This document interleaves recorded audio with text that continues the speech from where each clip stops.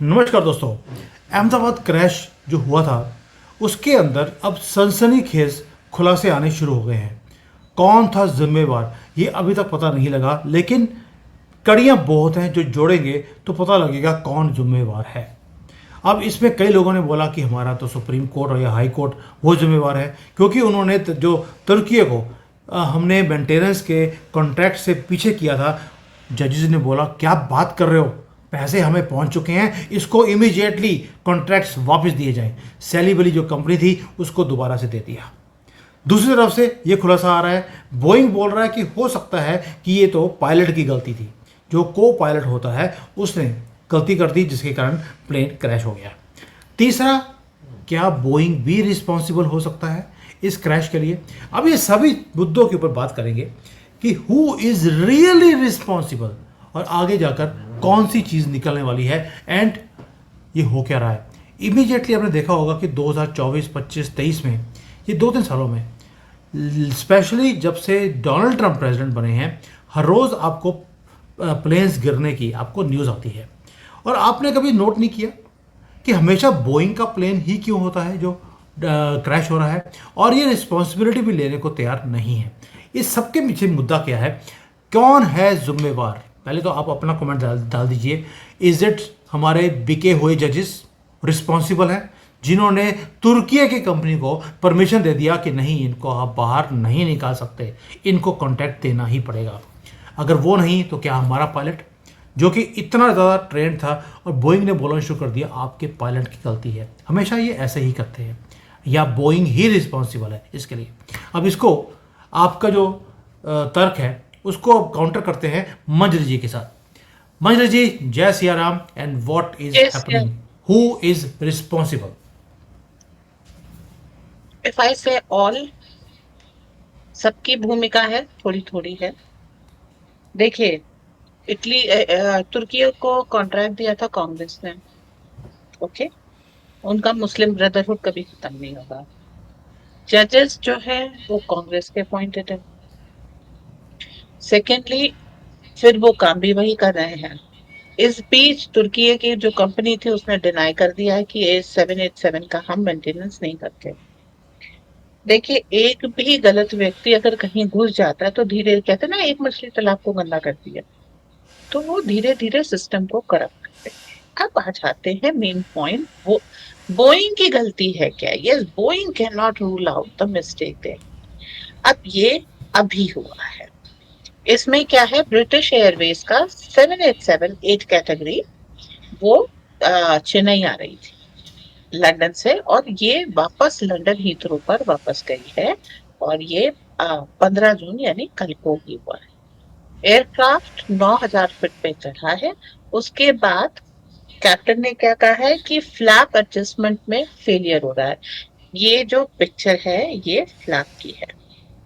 ये वहां से ये जो आपका स्ट्रीम निकल रहा है, बताता है कि फ्लैप यानी विंग में जो एक हिस्सा होता है वो उसका फेल हो रहा है। ठीक है, तो इस फ्लैप एडजस्टमेंट फेलियर के कारण मैल फंक्शनिंग हुई। तो उसमें जो है फ्लाइट में भी दिक्कत आती है और लैंडिंग में भी दिक्कत आती है। सो इसके कारण ये क्यों है, जो टॉप ट्यूब्स होते हैं, मतलब जो उसको देते हैं, और इन सब के कारण, सेंसर्स वगैरह के कारण है, मैं डिटेल में नहीं जाऊंगी। सो इस सब के कारण ये प्रॉब्लम आ रही थी। ये फ्लाइट वापस चली गई। इंडिया टारगेट पे है, so everything is happening on India too. चाहे भारत से लंदन जाइए या लंदन से भारत आइए, वन थिंग, बड़े शिप्स इसी में इन्वॉल्व होते हैं क्योंकि भारतीय ही ट्रेवल कर रहे हैं, बाकी सब जगह तो रिसेशन है। ओके, सो भारतीय और ही ज्यादा ट्रैवल कर रहे हैं। गर्मी की छुट्टियां भी हैं, भारतीय ट्रैवल भी कर रहे हैं, और बिल्कुल सही बात है। और ये मंजरी जी, एक प्लेन क्रैश कर गया, दूसरा थाईलैंड में वापस आना पड़ गया, तीसरा बॉम्बे से जब एक और प्लेन उड़ रहा था उसे भी वापस आना पड़ा, अभी लंदन से चेन्नई आने वाला प्लेन भी आप कह रही हैं कि जैसे ये वाला न्यूज़ आपने दिया कि ये भी वापस जाना पड़ गया। लेकिन क्वेश्चन वही है, सारे बोइंग के प्लेन ही क्यों और सारे 787 ही क्यों? इसके लिए आप इस न्यूज पे आ जाइए। जॉन बेनेट नाम का एक फॉर्मर बोइंग का कार्य करता था, जिसने करीब 30 साल इस कंपनी के साथ काम किया। इसने बहुत सारे कंप्लेंट्स उठाए, कंप्लेन किए मेंटेनेंस के ऊपर, और जो भी अंदर बोइंग के गड़बड़ियां चल रही थी। और ये बंदे को सेनेट ने बुलाया, तो उसने ये कहा कि बोइंग और FAA, फेडरल एविएशन एडमिनिस्ट्रेशन, ये सब मिलकर के ये घपले कर रहे हैं। ये काफी दिनों तक वहां पर मैनेजर के तौर पे बोइंग में काम कर रहा था, साउथ कैरोलिना में।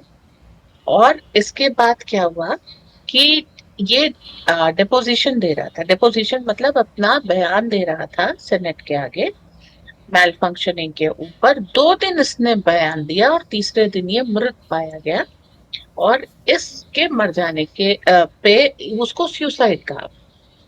अब यही बात समझ में नहीं आती कि जो वो बंदा चाहता था कि जो यहाँ पे गड़बड़ियां हो रही हैं उन वो लाइमलाइट में आए, ताकि सरकार एक्शन ले, ताकि सरकार काम करे और ये सारी चीजें ठीक हो जाए, बोइंग बिकम सेफ अगेन। जब वो बंदे को जो वो चाहता था करने का मौका मिल रहा था, तब उसने सुसाइड क्यों किया? 2 दिन का डिपोजिशन दिया, थर्ड डे भी था, वो जाता आगे की पोल पत्ती खोलता, उसके उसको इस समय मर्डर तो किया जा सकता, कारण कि वो एक्सपोजर उसका रुक जाए। अब मेन कुछ क्रिटिकल पॉइंट थर्ड डे आने वाला होगा।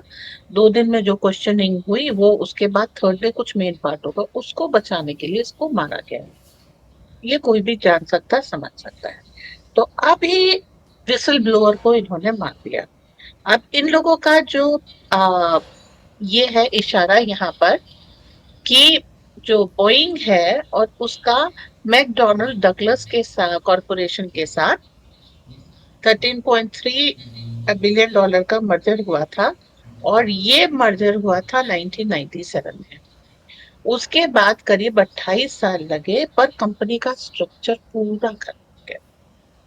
अभी कुछ जो है इनको, एक शो में ये देख रही थी, उसमें ये आया था, ये US pre aircraft pre making लिया। बोइंग प्ली डील साइन कर रहा है। अब प्ली डील साइन करने के बाद ये क्या कर रहा है, सजा से बच जा रहा है, गिरफ्तारियों से बच जा रहा है, कुछ पैसे दे रहा है, और कुछ नेचुरली देखो सेनेटर्स वगैरह को स्पॉन्सरशिप, ये यूएस में केस निकलते रहते हैं कि सेनेटर्स को स्पॉन्सर कर दिया, ये सब कर दिया, तो आप बच जाते हैं। तो प्ली डील करके चाहे कितनी भी डेथ्स हुई है, बॉइंग बच जा रहा है। अब क्यों हो रहा है, क्या कर रहे हैं? Speed over safety. आप जल्दी से जल्दी एयरक्राफ्ट को सर्विस करके उसको ऑपरेशन में भेज दीजिए। और जल्दी का काम हम जानते हैं शैतान का काम होता है। उसके बाद फिर दूसरा है क्या है, कॉस्ट कटिंग इनका एक कल्चर हो गया। इक्विपमेंट फॉल्टी है लेकिन लगा दिया, अलाइनमेंट नहीं हुआ है, जल्दी में नॉन अलाइंड भी निकाल दिया, ट्यूब वगैरह रिप्लेस होनी थी, कॉस्ट कटिंग की, उसी को जो है रिफर्बिश करके लगा दिया। तो ये सारी चीजें हैं। लॉन अच्छा, उसके बाद शॉर्टकट्स करते हैं कि जल्दी काम हो जाए, जो प्रोसीजर है उसको स्किप कर देते हैं। और इसके साथ साथ कई बार क्या होता है कि इनके यहाँ जो कुछ, जैसे आप अंदर गए एयरक्राफ्ट के तो कुछ पुर्जे पुर्जे छोड़ दिए। एक भाई साहब ने तो सीढ़ी ही छोड़ दी थी, शेलिंग्स वहां पर कुछ होती हैं, वो सारी चीजें छोड़ दी।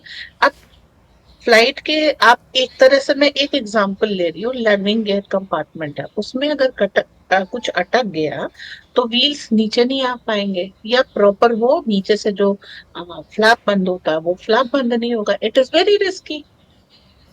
और उसके एक ऐसी घटना हुई भी इंडोनेशिया में या कहीं पर, जहां पर बोइंग लैंड कर रहा था, वहां पे लैंडिंग गियर अटक गया तो व्हील नहीं बाहर आया, व्हील बाहर नहीं आया तो स्किडेड ऑन रनवे किसी तरीके से कराया लोग।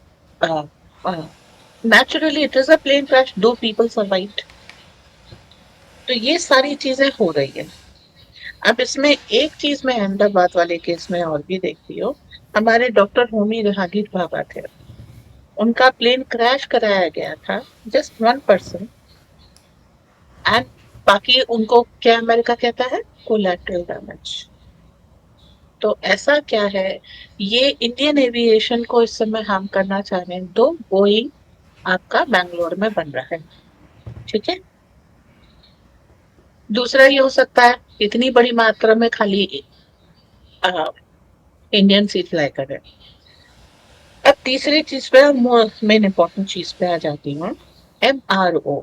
भारत में मेंटेनेंस, रिपेयर और ऑपरेशन क्यों चाहिए? फर्स्ट ऑफ ऑल, जो बोइंग के केस में देखा गया अमेरिका में, लोगों को इतना ओवर टाइम करना पड़ा है क्योंकि क्वालिफाइड लोग हैं नहीं। पहली क्लास से इश्क करना है, 10th तक तो आते आते जो है सब बर्बाद हो चुका होता है।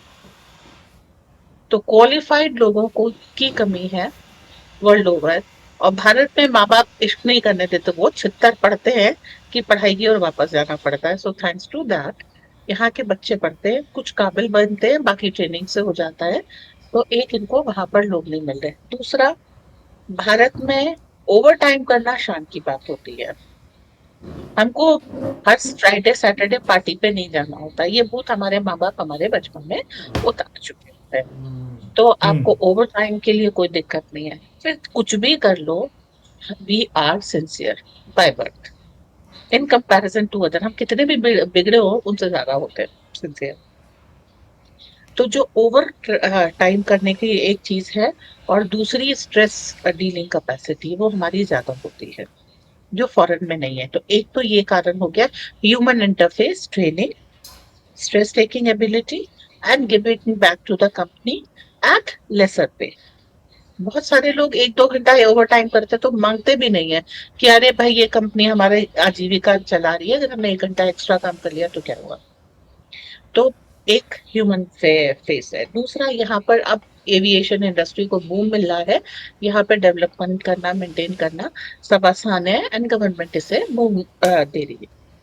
और आपको मालूम होगा, वर्ल्ड वॉर 2 के समय जितने भी एलाइड जो फोर्सेस थे, मतलब इंग्लैंड और फ्रांस वगैरह के, उन सब के विमान सर्विस होने के लिए भारत आते थे। हम्म। थैंक्स टू नेहरू, उन्होंने, उनको एक चीज साबित करनी थी, स्वतंत्रता से पहले भारत में एक सुई भी नहीं बनती थी। इस चीज को साबित करने के लिए उन्होंने ये सारा प्रॉफिट मेकिंग सेक्शन खत्म कर दिया। अभी भारत ने कितना बढ़िया काम किया होता। अभी मैं एक चीज पे रिसर्च कर रही हूँ कि मारुत नाम की एक HAL ने फ्लाइट बनाई थी, फाइटर जेट बनाया था, जिसको फ्रांस ने कॉपी किया और अपना मिराज लाइन निकाला है ठीक मारुत के ऊपर। भारत में मारुत बनाने की कांग्रेस गवर्नमेंट ने सैंक्शन नहीं दिया, मतलब परमिशन नहीं दी। और उसके बाद फ्रांस आया उसको स्टडी करने के लिए और डिजाइन उठा के ले गया। तो हम्म। ये सब चीजें हुई है। मारुति नाम की अ, मतलब पहले एक निकाली थी HAL में, उसको प्रोडक्शन की परमिशन नहीं दी, वो HAL अपना अंदर ही चलाता रहा। और it never went to mass scale. इसीलिए मोदी जी जो कर रहे हैं, पब्लिक प्राइवेट पार्टनरशिप, DRDO चीज रिसर्च करता है और अडानी, टाटा, महिंद्रा उसको प्रोड्यूस करते हैं। तो अब आ जाते हैं MRO भारत में क्यों चाहिए। Sincerity, technology, future upgradation and human resource. और जो सारी चीजें चाहिए वो यहाँ पर है। अगर आपको कुछ स्पेशली पार्ट बनवाने हैं तो government and people are ready to produce it. So future इसीलिए यहाँ पर चाहिए, बिकॉज अमेरिका वगैरह में सिस्टम इतना खराब हो चुका है कि उसको रिपेयर कर पाना मुश्किल है। और बोइंग, जब इस तरह की कंपनी, इस तरह के लॉ हो कि जब आप प्ली डील करके सजा से बच सकते हैं, तो कोई अपना कॉरपोरेशन नहीं सुधारता। They only look at balance sheet and they want more profit. More profit means more cost cutting. Laws वहां के सड़ चुके हैं, whatever the system is rotted. अभी आगे और भी चीजें निकल के आएंगी। जी, कुछ कह रहे थे आप? मंजरी जी, मंजरी जी, आपने बोल दिया कि MRO भारत में खुलना चाहिए। भाई प्लेन तो अमेरिका में बन रहा है, फास्ट तो वही कर रहे हैं, जंप तो वही कर रहे हैं अपने टाइम लाइन को, कि अगर एक प्लेन एक साल में बनता है तो MRO के अंडर आपको तो सिर्फ मेंटेनेंस का ही कॉन्ट्रैक्ट मिलेगा कि प्लेन उड़ गया, उसकी मेंटेनेंस है तो आपके पास आएगी। प्लेन तो अमेरिका में ही बन रहा है, बिल्ली तो वहीं पर घंटी कौन बैंगलोर बांधेगा में उस बन रहा है, बिल्ली की जिसका नाम। बैंगलोर में बन रहा है भाई साहब। बैंगलोर उसपे में बन रहा है पार्ट्स कोई बनेंगे। मंजरी जी, मंजरी असेंबली भी उसके धीरे सिर्फ धीरे एक आएगी। कोई एक विंग बन जाएगा, कोई टायर बन जाएगा, उसका कोई प्लेन थोड़ा ना बना लिया आपने, क्या बात कर दी। आप और असेंबल करेंगे रुको भाई साहब, फ्यूचर यही है। रुको रुको रुको, अभी एमआरओ की बात चल रही थी, कब आएगा, कब वो नौ मन तेल होगा और कब मोहम्मद नाचेगा, वो बात की बात है। लेकिन साथ में एक प्रॉब्लम और भी तो है। अगर अमेरिका में प्रॉब्लम थी तो क्या भारत में प्रॉब्लम नहीं आ रही?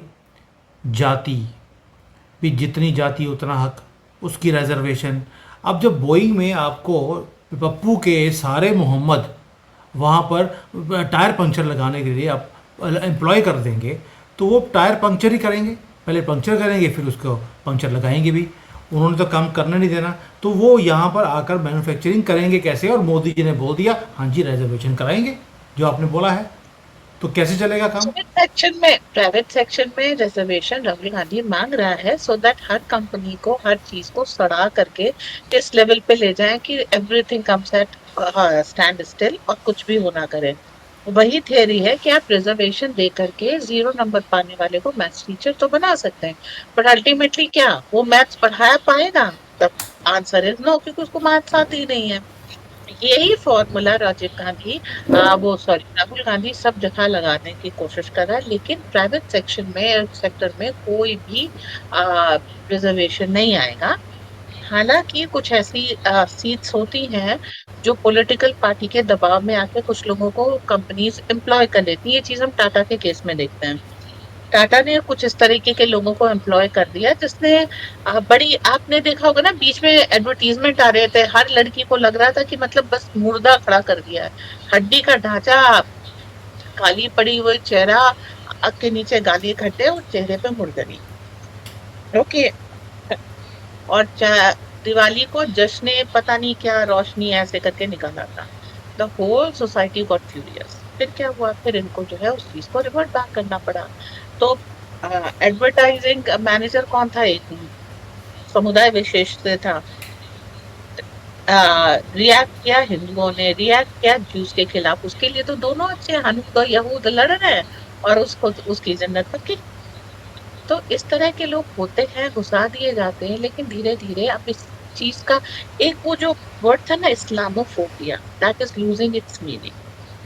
और इसके कारण जो है आपके ये सब चीजें बाहर निकलती जा रही है।